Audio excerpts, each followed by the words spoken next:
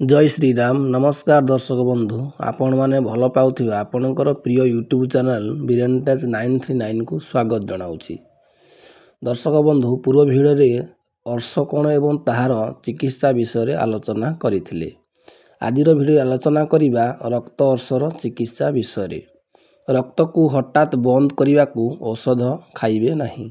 दूषित रक्त बंद हेले शूल एवं रक्तदोषरु नाना रोग जन्मिब। चिकित्सा चोपा छड़ा कला राशि बा खसा लहुणी चीनी मिसाई किछि दिन खाइले रक्तस्राव बंद होइथाए। पद्म केशर बा नागेश्वर केशर को लहुणी चीनी सह किछि दिन खाइले रक्तस्राव बंद होइथाए।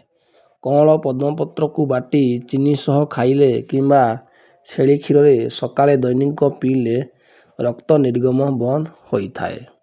प्रतिदिन मुठाए बा अधमुठा कंचा चाउल चोबाई खाइले रक्तस्राव बंद होइथाए। यह प्रत्यक्ष फलप्रद औषध। सकाळे मेथी चूर्ण बा मुठाए गोटा मेथी गिली पानी पीले एपरी अभ्यास कले मध्य अर्श भल होइथाए। रक्तस्राव बंद करने को मुग डाली पानी रे पियाज किंबा खाली पियाज खाइले रक्तस्राव बंद होइथाए। कर्पूर धुआं मलद्वार रे देले रक्तस्राव बंद होइथाए। ए औषध जदि रक्तस्राव बंद न हुए तेबे पिता करुआ कुड़ी छाली 6 ग्राम बाटी घोल दही सह खाइले मध्य रक्तस्राव बंद होइथाए। कला गाईर क्षीर दुहिला परे तले न रखी 120 ग्राम क्षीर नहीं सेतिरे कागजी लेंबू फाळे चिपुड़ी कंद बा चीनी 7 ग्राम मिसाई पीले रक्तस्राव बंद होइथाए। नागसाप कातिर धुआं देले मध्य अर्श भल होइथाए। नागसापर मांस को सुखाई चूर्ण करी तार धुआं देले अर्शर मांसांकुर बली सबू सुखी जाए एवं ज्वर मध्य भल होइथाए।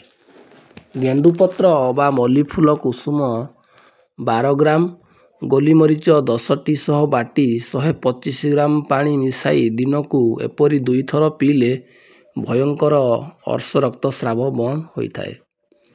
नड़िया कता भस्म मिश्री समभाग नहीं चिकन करी बाटी काच पात्रे रखंतु।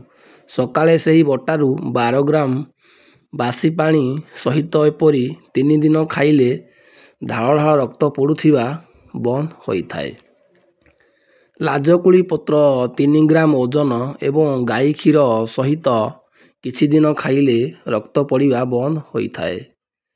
करंज मंजी चूर्ण करी सेथिरु 3 ग्राम ओजन प्रतिदिन सकाळे ठंडा पानी रे अत्यंत 15 दिन खाइले मध्य रोगमुक्त होइथाए। पटुआ बा मण गछ फल को अलंदु सह बाटी खंडे छिंडा कमल रे लगाई कछा मारी राति रे सोइले सकाळे कुर्मी मरी जाती एवं बाहरी पड़ती। ता परदिन कुशगंठी 21टी एवं गोलीमरीच 7टी मिसाई बाटी पीवाकू पड़िथाए। चितापारू चेर रसुण गंठी हलदी समभाग एकत्र मर्दन करी 1 ग्राम हिसाब रे बटिका करी गोटिए लेखाएं सकाळे एवं संध्यारे पानी रे 8 दिन खाइबे। आमिष खटा निषेध। अर्श मलकंटक भगंदर सबू भल होइथाए। अपमारंग मंजी 3 ग्राम ओजन को चाउल धुआ पानी रे बाटी सकाळे खाली पेटरे एपरी 3 दिन खाइले मध्य रक्तस्राव बंद होइथाए।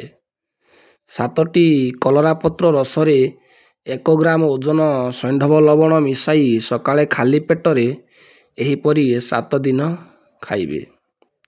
पोकसुंगा पत्र रस 24 ग्राम रे चीनी मिसाई सकाळे एपरी 7 दिन खाइले रक्तस्राव मध्य बंद होइथाए। राति रे गोटिए बतक अंडा 25 मिनिट सिझाई ठंडा पानी रखी सकाळे बिना लुण रे एपरी किछि दिन खाइले रक्तस्राव मध्य बंद होइथाए। 6टी जीवंत छारपोक पाचिला कदली खंडक रे पुराई घृणा न करी पानी पाटी रे रखी